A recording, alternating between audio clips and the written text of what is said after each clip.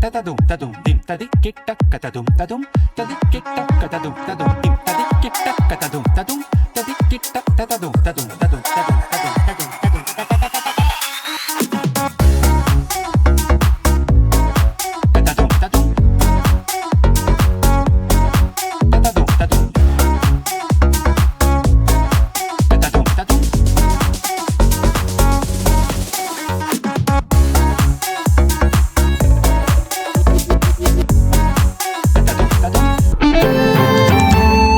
Itong Skills Compass ay this is a very new platform na ini-introduce ng TESDA. Palagi tayong may skills mismatching.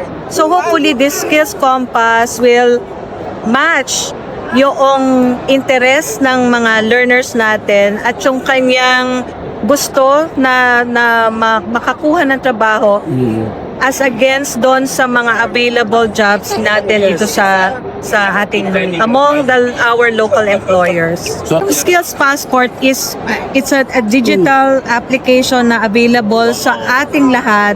Nandun kasi it's recording all the TVET activities natin. May training, may assessment.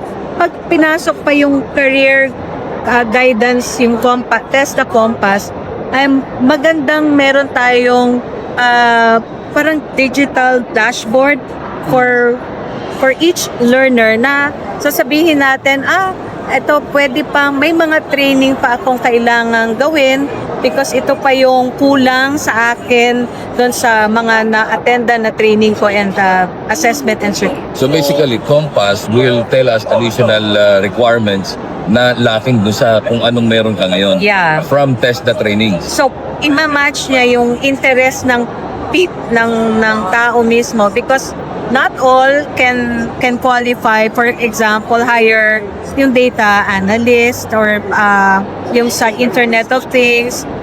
Medyo higher qualifications would need higher or additional training for the learner. So, through the Compass, makikita, and the Skills Passport, ito yung mga tools na kailangan for the learner for the 21st century na available dito sa ating cellphone.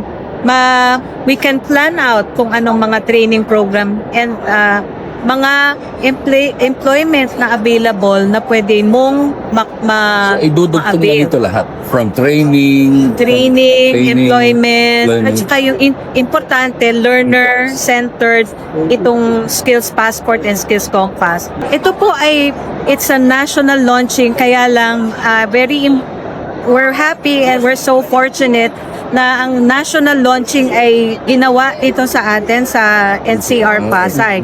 But after this launch, it's now going to be national deployment na ang mangyayari. There will be trainers training kasi kailangan i-capacitate ang mga career guidance natin. It's a tool, it's a digital app, but yung the use of the information na maibibigay ng app, kailangan pa rin assisted by man assisted pa rin human assisted pa rin para makumpleto ang assistance natin sa learners natin.